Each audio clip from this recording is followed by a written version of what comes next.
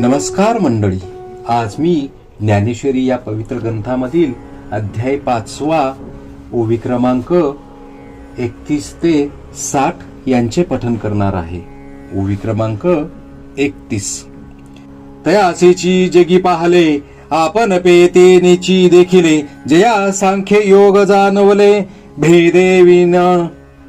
याचा अर्थ, ज्याने ज्ञानयोग आणि कर्मयोग यात वेगळेपणा नाही हे जाणले त्यालाच ह्या जगतामध्ये उजाडले. थोडक्यात ज्ञानप्राप्ती झाली, त्यानेच आत्मस्वरूप पाहिले. ओवी क्रमांक 32. जो युक्तिपंथे पार्था चढे मोक्ष पर्वता, तो महासुखाचा निमथा वहिला पावे. याचा अर्थ, पार्था जो कर्म मार्गाने मोक्ष रूप पर्वतावर चढतो तो त्या पर्वताच्या ब्रह्मरूपी शिखरावर लवकरच पोहोचतो. ओवी क्रमांक 33. येरा योग स्थिती जया सांडे, तो वायाची गा हव्याशी पडे, परिप्राप्ती काही न घडे संन्यासाची. याचा अर्थ, एरवी जे कर्म मार्गांचे आचरण करीत नाहीत ते ज्ञानप्राप्तीविषयी व्यर्थ हव्यास करतात, परंतु त्यांना ते कधी मिळत नाही. ओवी क्रमांक 34. जेने भ्रांतीपासून हिरतले, गुरु वाक्य मन धुतले, मग आत्मस्वरूपी घातले हारोनिया. याचा अर्थ, ज्याने आपले मन भ्रमापासून सोडवून व गुरुवाक्याने शुद्ध करून आत्मस्वरूपाचे ठिकाणी लीन केले. ओवी क्रमांक 35. जैसे समुद्री लवण न पडे, तव वेगळे अल्प आवडे, मग होय सिंधूची एवढे मिळे तेव्हा. याचा अर्थ, जोपर्यंत समुद्रात मीठ घातले नाही तोपर्यंत ते जसे समुद्रापासून वेगळे असून लहान दिसते व तेच समुद्रात घातले म्हणजे समुद्रभर पसरते. ओवी क्रमांक 36. तैसे संकल्पोनी काढिले, जयाचे मनची चैतन्य जाहले, तेने एक देशीये परी व्यापिले लोकत्रय. याचा अर्थ, त्याचप्रमाणे ज्यांचे मन संकल्पापासून काढल्यावर ब्रह्मरूपी मिळाले आहे त्यांचे मन दिसण्यात एक देशीय खरे, पण त्याने त्रिभुवनच व्यापिले. ओवी क्रमांक 37. आता करता कर्म करावे, हे कुंटले तया स्वभावे, आणि करी जरी आवगे तरी अकर्ता तो. याचा अर्थ, मग त्याला मी एक करता हे एक कर्म व अमुक एक क्रिया करावयाची या गोष्टी स्वभावताच नाहीतशा होतात, आणि लोकांच्या दृष्टीने त्यांनी जरी सर्व कर्मे केली तरी ती वास्तविक न केल्यासारखीच आहेत. ओवी क्रमांक 38. जे पार्था तया देही, मी ऐसा आठवू नाही, तरी कर्तृत्व कैचे काही उरे सांगे. याचा अर्थ, कारण पार्था त्याला देहाच्या ठिकाणी आत्मबुद्धीचीच आठवण नसल्यावर मग त्याच्या ठिकाणी मी करता हा अभिमान कुठून उरणार सांग बरं. ओवी क्रमांक 39. ऐसे तनुत्यागे विन, अमृताचे गुण दिसती संपूर्ण योगयुक्ता. याचा अर्थ, याप्रमाणे शरीराचा त्याग न करिता त्या योगयुक्त पुरुषाचे अंगी निराकार ब्रह्माचे सर्व गुण दृष्टीस पडतात. ओवी क्रमांक 40.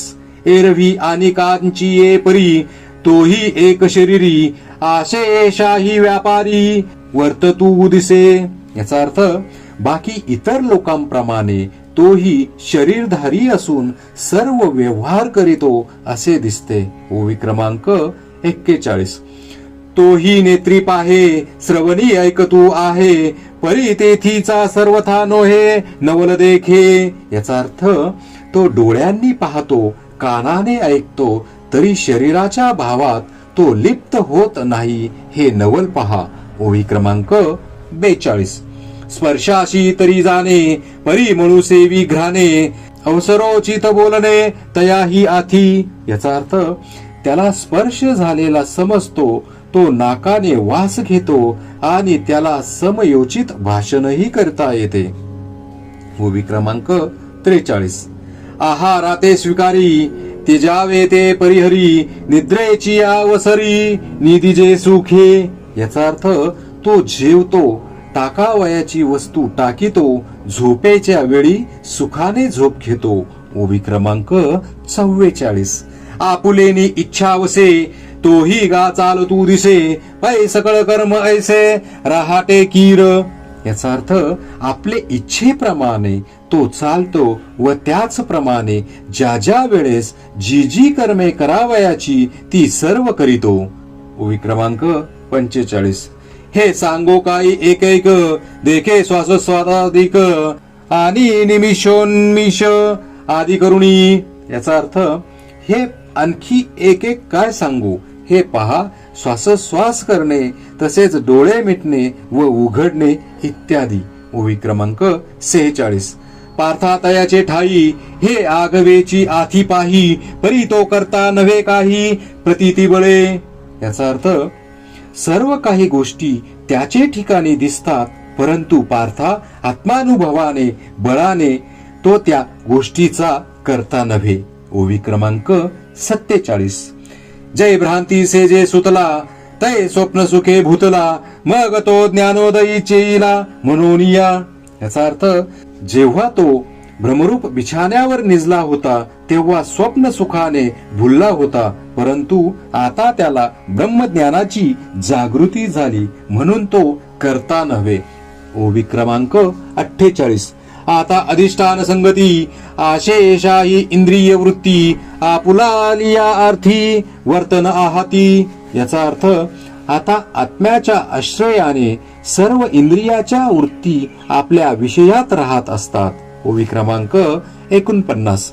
दीपाचे नि प्रकाशे, गृहीचे व्यापार जैसे, देही कर्म जात तैसे योगयुक्ता.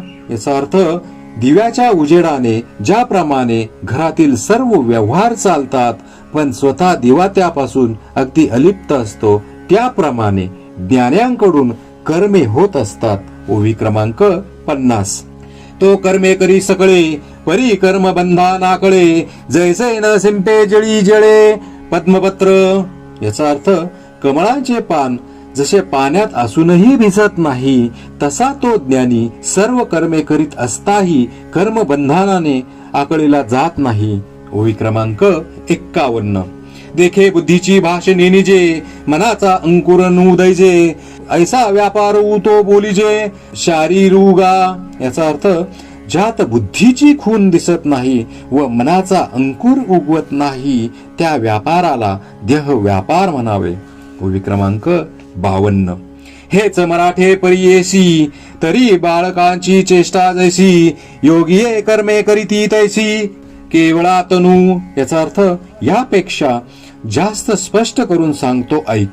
जसे लहान मुलाचे व्यवहार मन किंवा बुद्धी यांना सोडून होतात, तसे योगी लोक हे केवळ देहाने कर्मे करीतात. ओवी क्रमांक 53. मग पाच भौतिक संचले, जेव्हा शरीर असे निदेले, तेथ मनची राहटे एकले स्वप्नी जेवी. याचा अर्थ अशा प्रकारे 5 तत्वांनी बनलेले हे शरीर जेव्हा झोपलेले असते तेव्हा स्वप्नाप्रमाणे मन हे एकटेच व्यापार करीत असते. ओवी क्रमांक 54. नवल ऐके धनुर्धरा, कैसा वासनेचा संसारा, देहा नेदी उजगरा परी सुख दुःखे भोगी. याचा अर्थ अर्जुना, हे एक नवल ऐक. वासनेचा असा पसारा आहे की तो देहाला कळू न देता त्याचकडून सुखदुःखे भोगवितो. ओवी क्रमांक 55. इंद्रियांच्या गावी निजे, ऐसा व्यापार जो निपजे, तो केवळ उगा म्हणिजे मानसाचा.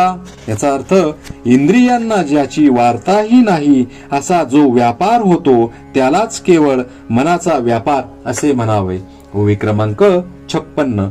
योगी ये तो ही करीती, परी कर्मे ते न बंधी जती, जे सांडिली आहे संगती अहंभावाची. याचा अर्थ योगी लोक याही मनोव्यापाराचे आचरण करीतात, परंतु ते कर्माने बांधले जात नाहीत, कारण त्यांनी अहंकाराचा त्याग केलेला असतो. ओवी क्रमांक 57.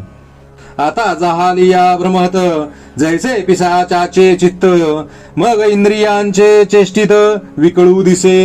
याचा अर्थ ज्या वेळेस एखाद्या मनुष्याचे मन भ्रमिष्ट झालेले असते किंवा जसे पिशाचाची बाधा झालेल्यांचे मन असते, त्यावेळेस इंद्रियांचे सर्व व्यापार अव्यवस्थित दिसतात.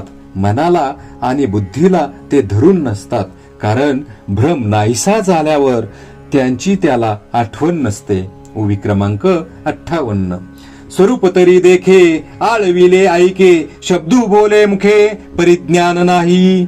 याचा अर्थ, समोर मनुष्य आले असता त्याला दिसते, कोणी हाक मारली असता ऐकू येते व तो स्वतः बोलतो, परंतु त्या क्रियेचे त्याला भान नसते, म्हणजे चित्त जाग्यावर नसते.